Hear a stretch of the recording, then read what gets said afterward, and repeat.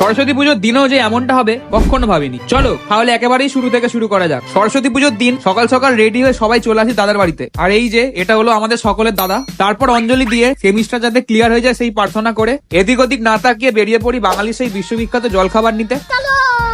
এরপর আমরা চলে আসি সেই বিশ্ববিখ্যাত জলখাবার কচুরির দোকানে। কাল যেমন বাজেট ফিক্স হয়েছে আজ সেই রকম আমরাও এর বাজেট ফিক্স করলাম। হরেক মাল 10 টাকা। এ বছরেও সিঙ্গেল আমরা কাপেলদের দেখার পর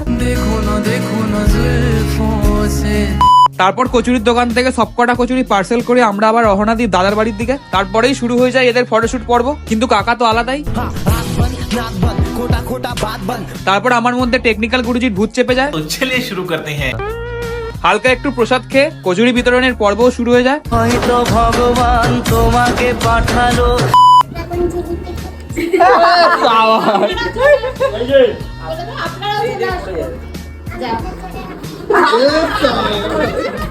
তোমাদের তো চলেই আসতে বললো। আর বাই দা ওয়ে আজকের ব্লগটা তো এতটাই। সরস্বতী পুজোর এখনো 2-1টা ব্লগ আসা বাকি আছে।